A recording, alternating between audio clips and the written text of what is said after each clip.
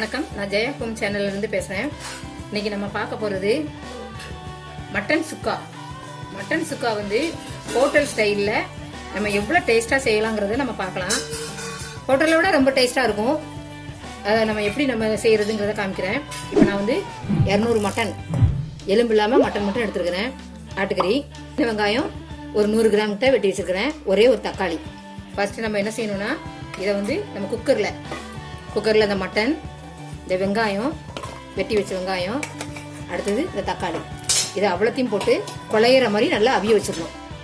லைட்டாக முங்குற அளவுக்கு மட்டும் தண்ணி வச்சா போதும், ரொம்ப தண்ணி வைக்க வேண்டாம். ஏன்னா நம்ம சுக்கா மாதிரி ஆக்குறதுனால. பாருங்க, நல்லா குழைய வேக வச்சாச்சு இந்த மட்டனை.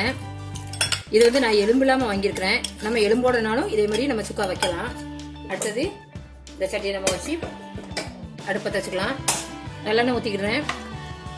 சின்ன வெங்காயம் ஏற்கனவே போட்டு நம்ம அவிய வச்சதுனால கொஞ்சமாக சின்ன வெங்காயம் போட்டால் போதும். இப்படி ஒரு கையளவு போட்டுக்கிறேன்.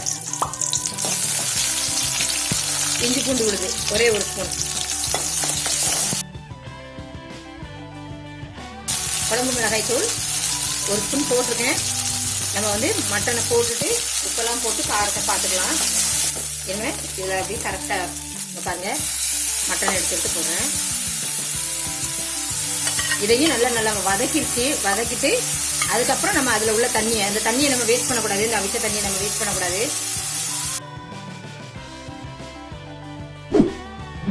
தேவையான அளவு உப்பு போட்டாச்சு. இதை நல்லா வந்து வச்சிடலாம். ரொம்ப ஈஸியான வேலை தான். ரொம்ப எல்லா சாதத்துக்கும் ரொம்ப பொருத்தமாக இருக்கும்.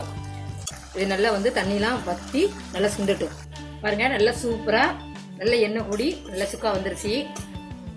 இதோட எனக்கு கொஞ்சம் கிரேவியாவே தேவைங்கிறதுனால இதோட ஆஃப் பண்ணிட்டேன். இது வந்து நம்ம புதுசா வந்து சமையலை கத்துக்கிறவங்களுக்கு ரொம்ப ஈஸியான மெத்தடு.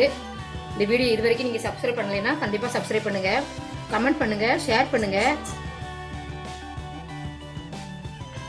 சூப்பரான சுவையான மட்டன் சுக்கா ரெடி.